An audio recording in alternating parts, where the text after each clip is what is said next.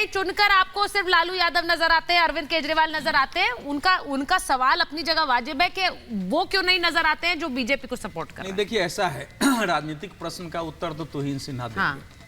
ये बात सही है कि जो कर्नाटक के रामेश्वरम कैफे में विस्फोट हुआ, उसमें जो गुंडू राव वो पकड़ा गया है, उसके बारे में कांग्रेस ने कहा है कि ये भाजपा का कार्यकर्ता था।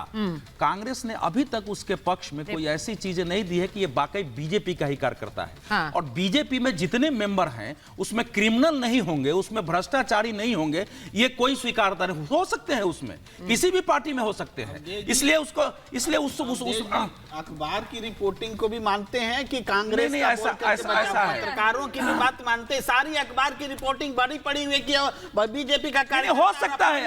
आप कांग्रेस बोल करके पिंडे सुनिए, आप कांचना यादव जी के सवाल का जवाब दीजिए। सुनिए, कांग्रेस का बोल करके बचिए मत। पहले बार नहीं जवाब दीजिए। मैं एक चीज पूछ रही हूँ प्रेम कुमार जी, एक बात बताइए, जहां पर कोर्ट ने कह दिया कि ये वारंट जो है वो पूर्व सीएम लालू यादव के खिलाफ है, उस पर तो वो जहां कोर्ट ने कह दिया आप उस पर भी सवाल उठा रहे हैं। यहाँ पर तो अभी रिपोर्ट्स है, यहाँ पर तो अभी रिपोर्ट्स है, आप दोनों को देखिए कोर्ट ने क्या कहा है। मुझे बोलने दीजिए। हाँ बोलिए। अभी तो पुलिस गई है वारंट लेकर खोजने ना। कोर्ट का किसी ने अभी ध्यान कहाँ दिलाया है कि वो कौन लालू प्रसाद है? सर वो कंफ्यूजन वाला मामला खत्म हो चुका है, इस मामले में बहुत कंफ्यूजन था। लालू प्रसाद है ही नहीं। अच्छा, मैं इतने दिनों से क्यों संज्ञान ले जो उस लालू प्रसाद का ऐसा है? सुनिए तो क्या हमें उन पर नहीं देखो ऐसा ये मामला जो है, नहीं सुनिए, बिल्कुल गलत है पूरा। देखो ये मामला जब उभरा था तो हम लोग जर्नलिज्म में थे, इसलिए मुझे जब ये मामला है तो थोड़ा ये देखिए, दिग्विजय सिंह सरकार के समय का मामला है।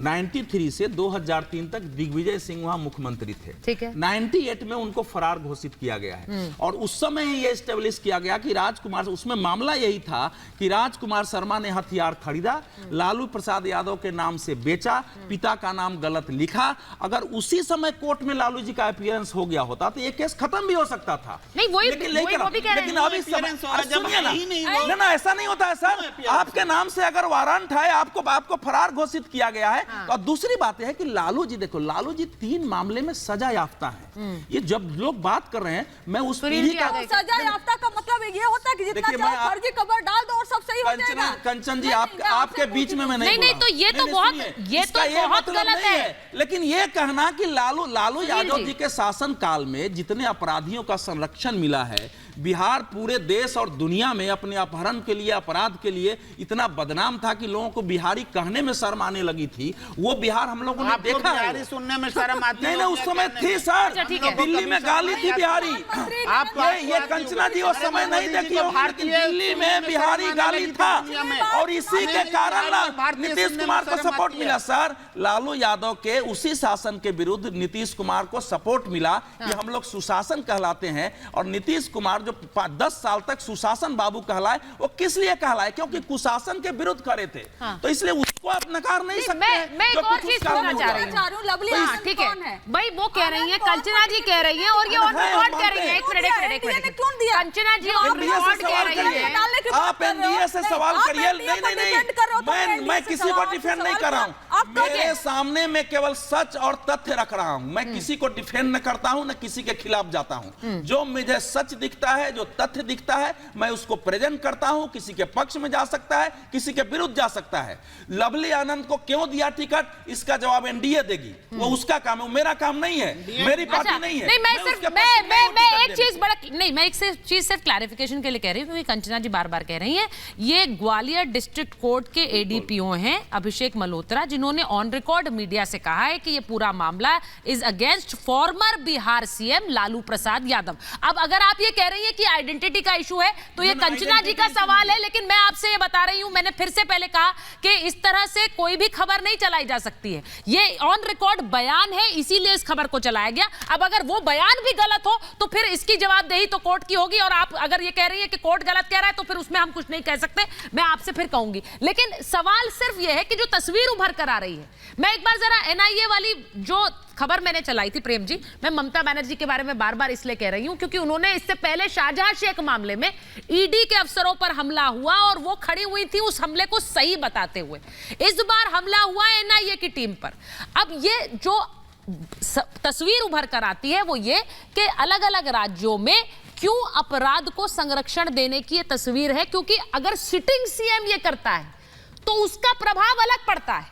एक लोकल नेता के करने और एक सिटिंग सीएम के करने में बहुत फर्क है, अंतर है। फिर से बोलता हूं सुचारिता जी, मैं फिर से बोलता हूं कि ये मामला आप सिर्फ क्राइम बोल करके देख रही हैं। हाँ। ये मामला लोकतंत्र में चुनाव के दौरान केंद्रीय एजेंसियों के जरूरत से ज्यादा एक्टिव होने का है और विपक्ष के खिलाफ एक्टिव होने का, इसीलिए ममता बोल रही हैं। ये अपराध का संरक्षण नहीं है। हाँ। ये माहौल खराब किया जा रहा है चुनाव का। चुन चुन करके विपक्ष के घर में पुलिस, एनआईए, ईडी, आईटी भेजे जा रहे हैं। ये मामला, इस पर बोलिए ना सुचारिता जी, थोड़ा सवाल कीजिए ना इन लोगों से, क्यों ऐसा हो रहा है? कभी पुलिस, बीजेपी वालों के भी तो घर में जाए। उनका जीपीएस भाई एक मिनट तुहिन जी, वो कह रही हैं कि आप लोगों का जीपीएस सिर्फ विपक्ष के नेताओं के घर की तरफ ही पॉइंट करता है और इलेक्शन के टाइम पे एजेंसियां ज्यादा एक्टिव हो जाती हैं।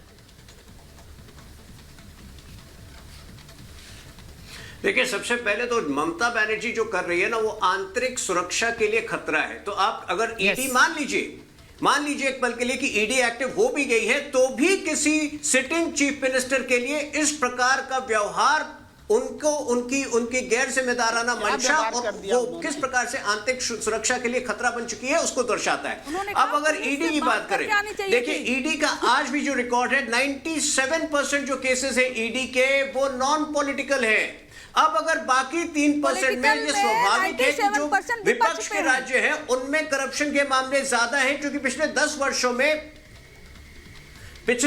वर्षों में जो बीजेपी की सरकारें हैं उन्होंने विकास की ओर एक बहुत स्पष्ट रुझान बनाया है प्रधानमंत्री मोदी जी के नेतृत्व में। लेकिन जो विपक्ष की सरकारें हैं, आप उनका मॉडल देखिए, एक किस प्रकार का सहयोगात्मक मॉडल उनका करप्शन का है। जो लिकर स्कैम दिल्ली में ही होता है, उसी तर्ज पर छत्तीसगढ़ में भी होता है, उसी तर्ज पर झारखंड में भी होता है, और उसी का सहयोग कर रही होती है बीआरएस के संरक्षण में साउथ ग्रुप। तो किस प्रकार का एक कोऑपरेटिव मॉडल इन्होंने करप्शन का पूरे देश में बताया है। अगर आप इसको गौर से देखें तो यह आपकी बात का उत्तर दे देगा कि क्यों इनके खिलाफ ईडी के केसेस ज्यादा है। जिस तरीके से इलेक्टोरल बॉन्ड का अरविंद केजरीवाल के मामले में दुरुपयोग हुआ है और साउथ लॉबी का पैसा बीजेपी के खाते में गया है, पूरा करप्शन का स्कैमर तो बीजेपी दिख रही है। 59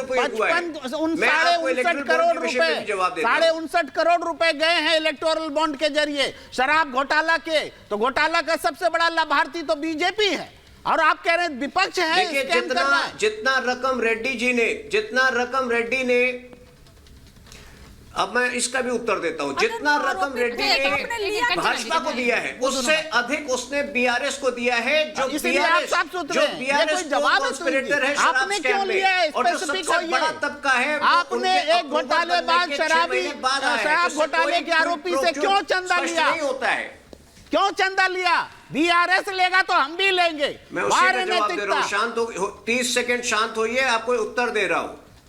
अरे आपने सवाल पूछा, आप शांत बैठिए, मैं 30 सेकंड में आपको उत्तर दे रहा हूं। जितना डोनेशन उन्होंने हमें दिया, आप देखिए गौर से, बीआरएस को उससे कहीं अधिक दिया। बीआरएस जो को कॉन्स्पिरेटर है इस पूरे केस में। दूसरा, जो सबसे बड़ा तबका था इलेक्ट्रल बॉन्ड का जो उन्होंने खरीदा है, वो अप्रूवर बनने के 6 महीने बाद था। इससे कोई भी क्विड प्रो क्यो का अरेंजमेंट स्थापित नहीं हो पाएगा। बिल्कुल है, जमानत मिलने से लेकर के अप्रूवर बनने तक पूरा क्विड प्रो क्यो है।